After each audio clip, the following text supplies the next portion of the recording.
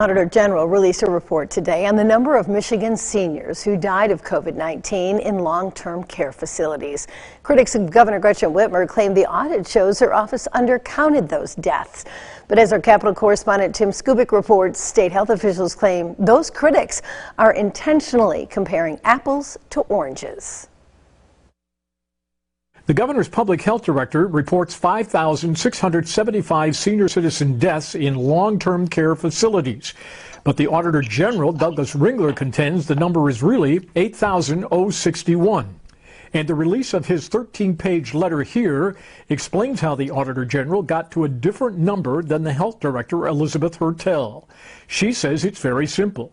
He counted more places where senior citizens lived and died than the state was counting. Hence, the numbers do not match. The administration issued its response to the report concluding, quote, "We continue to have serious concerns about both the methodology as well as the conclusions that were drawn by this report."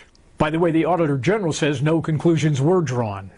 This report includes deaths from facilities that are not long-term care facilities. Are they regulated by the state?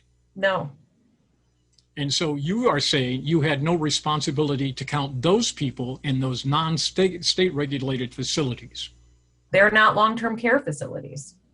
So by definition, his report just is counting the wrong people in the wrong place. That's right.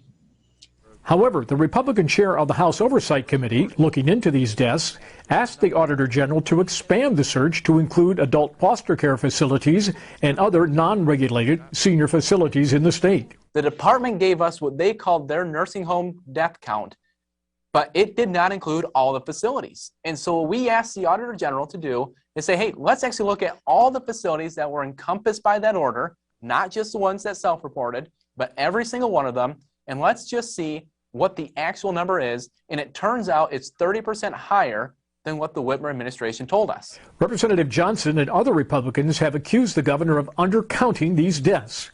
But the governor's defenders claim that the Auditor General never used that term, instead referring to the differences as just that, differences. Of course, that's not as politically explosive as calling them an undercount. Here for you in Lansing, Tim Skubic, 6 News.